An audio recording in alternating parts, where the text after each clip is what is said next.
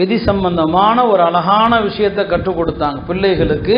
விதினா என்ன, அல்லாஹ்வுடைய நாட்டப்படி தான் எல்லாம் நடக்குதுங்கிறத அவங்க புரிகிற மாதிரி சொல்லிக் கொடுக்கணும். சொன்னாங்க, மகனே தெரிந்துகொள், இந்த உலகத்தில் உள்ள எல்லா மனிதர்களும் சேர்ந்து உனக்கு ஒரு நல்லதை செய்ய எண்ணி அந்த நல்லதை அல்லாஹ் உனக்கு விதிக்கல, அது உனக்கு கிடைக்காது. எல்லாரும் சேர்ந்து உனக்கு நன்மை செய்ய நினைக்கிறாங்க, அது உனக்கு விதிக்கப்படலைன்னு சொன்னா எல்லாருமே நினைச்சாலும் அது உனக்கு கிடைக்காது.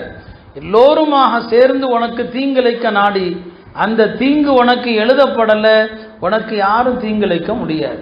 இப்போ நன்மையோ தீமையோ ரப்பு விதித்தால் நடக்கும், ரப்பு விதிக்கலைன்னா உலகத்தில் உள்ள அத்தனை பேரும் சேர்ந்தாலும் நடக்காது. இந்த நம்பிக்கை தானே கதருங்கிறது, விதி குறித்தான நம்பிக்கை என்பது இதுதான். பெருமானார் ஸல்லல்லாஹு அலைஹி வஸல்லம் அவர்கள் அந்த சின்ன பையனுக்கு சொல்லி கொடுக்குறாங்க. சொன்னாங்க, விதியை எழுதிய பேனா இருக்கிறது, அந்த பேனா காஞ்சி விட்டது. விதி எழுதப்பட்ட ஏடுகள் இருக்கிறது, அதெல்லாம் சுருட்டப்பட்டு விட்டது. இனி உலகத்தில் நடக்கிற எல்லாமே அல்லாஹ் தீர்மானித்த விதிப்படி தான் நடக்கதே தவிர அதனால இதனால என்றெல்லாம் கிடையாதுன்னு சொல்லி கொடுத்தாங்க. ஒரு காரியம் நடந்தால் நாம் என்ன செய்கிறோம், அப்படி செஞ்சிருந்தா நடந்திருக்காதோ, இப்படி செஞ்சிருந்தா நடந்திருக்காதோ. ஒரு நோயாளி இறந்துட்டாரு, இறந்த பிறகு அந்த ஆஸ்பத்திரிக்கு போயினா பிழைச்சிருப்பார், இந்த டாக்டர்கிட்ட போயிருந்தா பிழைச்சிருப்பாரு. பெருமானார் சொன்னாங்க, அரபியில அப்படி செஞ்சிருந்தா இப்படி செஞ்சிருந்தா அப்படிங்கிறதுக்கு அரபியில லவ் என்று சொல்லுவாங்க. பெருமானார் சொன்னாங்க, உலகத்தில் நடந்துவிட்ட எந்த காரியத்திற்கும் இந்த லவ்ங்கிற சொல்லாதீங்க.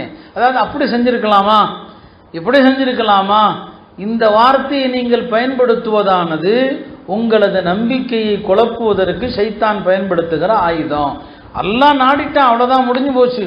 இறக்க போகிற ஒரு மனிதனை நீங்க எந்த மருத்துவமனைக்கு கொண்டு போனாலும் இறப்பை தடுத்து நிறுத்த முடியாது.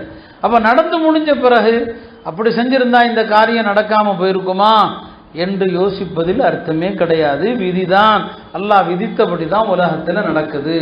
இந்த விதி மீதான நம்பிக்கை வந்தா நம்முடைய தாய்மார்கள் குடும்பத்தில் யாராவது இறந்தா மார்க்கத்துக்கு விரோதமாக நடக்க மாட்டாங்க. ஏன்னா இறந்த வீடுகளில் பெண்கள் ஒப்பாரி வைக்கிறது நபி ஸல்லல்லாஹு அலைஹி வஸல்லம் அவங்க உண்மையாக கண்டிச்சாங்க. அறியாமைக்கால நடைமுறை என்று சொன்னாங்க.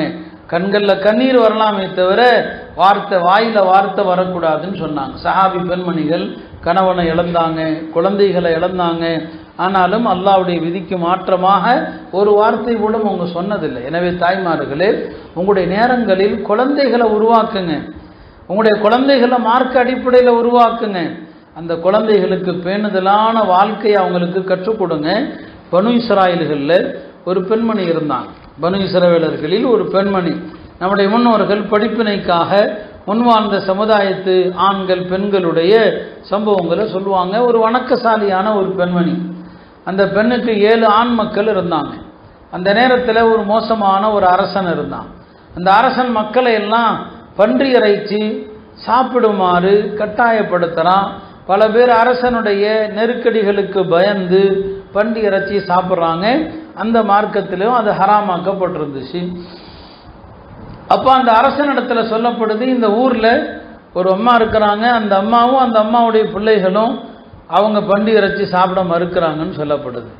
உடனே அந்த அரசன் என்ன செய்யறான், அந்த தாயையும் அழைச்சிட்டு வாங்க, அந்த பிள்ளைகளையும் அழைச்சிட்டு வாங்க என்று என்ன செய்யறான், கொடுப்பான்.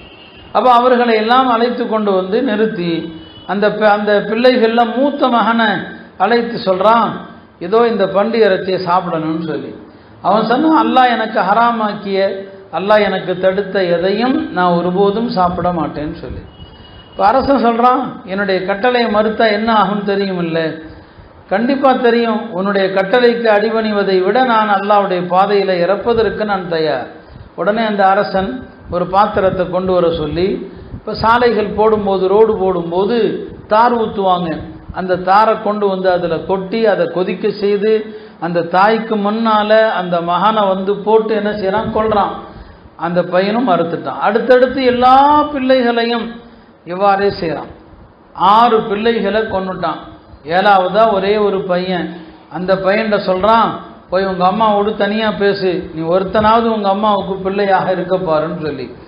அந்த அம்மா அவனை கூப்பிட்டு தனியாக வருது. மகனே, மற்ற பிள்ளைகளை விட நான் உன்னை ரொம்ப கருணையோடு வளர்த்துருக்கிறேன், நீ எனக்கு கடைசியாக பிறந்த பையன், அவர்களோட உன் மீது நான் 2 மடங்கு கருணை காட்டி இருக்கிறேன். அதனால ஒருபோதும் இந்த அரசனுடைய பேச்சை கேட்டு நீ பண்டி இறைச்சியை சாப்பிட்டு விடாதேன்னு சொல்லி அந்த பையன் சொன்னான், நான் பயந்தது என்னன்னா நீங்க ஒருவேளை என் மீது உள்ள பாசத்தில் சாப்பிட சொல்லுவீங்களோன்னு நான் பயந்தேன், சாப்பிட சொல்லிடுவீங்களோன்னு சொல்லி. இதைத்தான் நான் உங்கள்கிட்ட எதிர்பார்த்தேன். கண்டிப்பாக என்னுடைய சகோதரர்களுக்கு நான் துரோகம் செய்ய மாட்டேன். நாளை என் சகோதரர்கள் எந்த அணியில் இருப்பாங்களோ சொர்க்கத்து அணியில், அந்த அணியில தான் நானும் இருப்பேனே தவிர ஒருபோதும் நான் அவர்களுக்கு மாற்றம் செய்ய மாட்டேன் என்று சொல்லி அந்த பையனும் ஷஹீதானான், அந்த தாயும் ஷஹீதானான். இப்படித்தான் இரையச்சம் உள்ள பெண்கள் எந்த நெருக்கடிகளுக்கும் பயப்படுறதில்லை, எந்த அச்சுறுத்தல்களுக்கும் ஆளாகுவது கிடையாது. இப்படி அவங்க இருந்தாங்க. நம்முடைய இன்றைய வாழ்க்கை என்ன? இந்த பேணுதலான வாழ்க்கை நம்மிடம் இருக்குதா? சின்ன சின்ன விஷயங்களுக்காக வேண்டி நாம் மார்க்கத்தை விடுறோம். எத்தனையோ ஹராமான விஷயங்களை செய்கிறோம். கணவன் செய்யக்கூடிய ஹராமான வியாபாரங்களுக்கு நாமும் சேர்ந்து துணை போகிறோம்.